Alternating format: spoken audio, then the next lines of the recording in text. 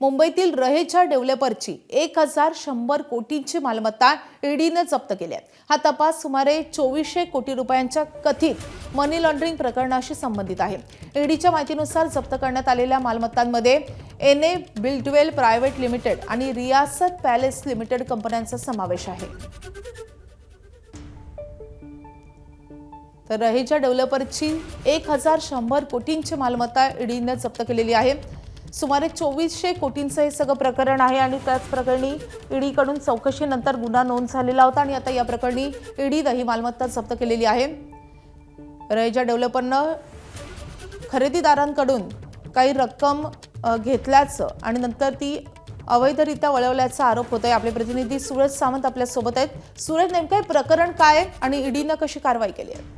नक्कीच यामध्ये अनेक लोकांकडनं घरांसाठी पैसे हे इन्व्हेस्ट म्हणून घेण्यात आले होते आणि नंतर ह्याच पैशांचा उपयोग हा विविध कंपन्या, शेअर मार्केट आणि इतर माध्यमातून तो हवालाद्वारे वळवण्यात आल्याचा आरोप हा रहेजा यांच्यावरती करण्यात आला होता। आणि या संदर्भात ज्यावेळी ईओडब्ल्यू आर्थिक गुन्हे शाखा मुंबई पोलीस यांच्याकडे तक्रारी प्राप्त झाल्यानंतर गुन्हा हा दाखल केला होता आणि यातच ईडीने त्या ठिकाणी स्वतःचा गुन्हा दाखल करून त्याचा तपास सुरू केला होता। आणि याच तपासामध्ये आता रहेजा यांच्या जवळपास 1100 कोटींची जी मालमत्ता आहे ही जप्त केलेली आहे। हा संपूर्ण जर भ्रष्टाचार पाहिला किंवा कथित मनी लॉन्ड्रिंगचं प्रकरण आहे 2400 कोटी रुपयांचं। त्यामुळे एकूणच जप्त करण्यात आलेल्या मालमत्तांमध्ये NA buildwell private limited company आणि रियासत प्लेसेस लिमिटेड या कंपन्यांची मालमत्ता असल्याचं कळतंय, ज्या दोन्ही कंपन्या या रहेजा डेव्हलपर्स यांच्याशी संबंधित होत्या।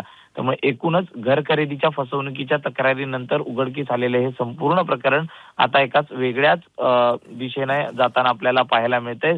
4700 घर खरेदीकडून जवळपास 2426 कोटी रुपये हे उभे केलेले होते आणि त्यातनंच हा संपूर्ण गैरव्यवहार झाल्याचा आरोप त्यांच्यावर करण्यात आलेला आहे। सूरज, अपडेट घेत राहू। सध्या धन्यवाद या माहितीसाठी। एबीपी माझा, उघडा डोळे बघा नीट।